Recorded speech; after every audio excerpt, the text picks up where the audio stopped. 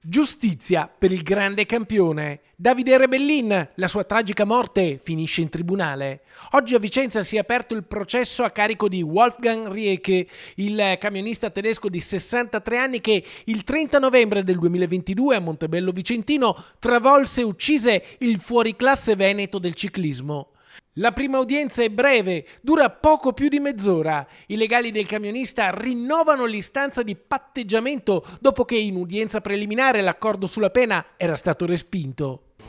Noi abbiamo rinnovato l'istanza di patteggiamento, riteniamo che la pena di 3 anni e 11 mesi di detenzione domiciliare sia una pena proporzionata, anzi afflittiva per il fatto. Una vita umana non è mai proporzionata a nulla, perché è evidente.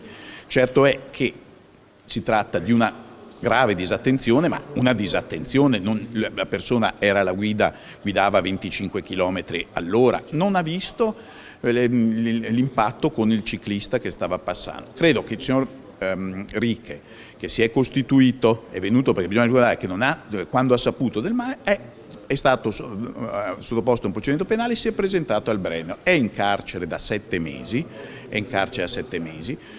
Abbiamo risarcito tempestivamente, anche qui 840.000 euro, 20.000 euro, quanti sono, non compensano una vita umana, questo siamo d'accordo, però ci siamo dati a fare anche con l'aiuto della famiglia, in modo che la famiglia possa avere un ristoro di fronte a questa tragedia. Il patteggiamento a 3 anni e 11 mesi trova d'accordo anche il pubblico ministero, l'accusa dà il suo assenso. La difesa ha anche chiesto la conversione della pena con la detenzione domiciliare. La famiglia di Davide Rebellin sarebbe comunque soddisfatta di quello che è stato il corso della giustizia fino ad oggi. La famiglia, è senz'altro, come abbiamo sempre detto, senz'altro soddisfatta per quello che è stato fatto. Si pensava all'inizio che il camionista se ne fosse andato in Germania e da lì non lo si sarebbe più visto, invece la procura ha fatto un lavoro, devo dire, ottimo, ha ottenuto la consegna in Italia, è stato portato in carcere, lì è rimasto, quindi ha fatto un lavoro ottimo. Il camionista tedesco oggi ha rilasciato delle dichiarazioni spontanee, ha detto di essere molto dispiaciuto per quanto accaduto e ha chiesto scusa alla famiglia di Davide Rebellin. Adesso non resta che attendere quale sarà la decisione del tribunale che l'11 marzo dovrà esprimersi non solo sul patteggiamento ma anche sulla richiesta di sostituzione della misura cautelare in carcere con gli arresti domiciliari in un appartamento del Trevigiano.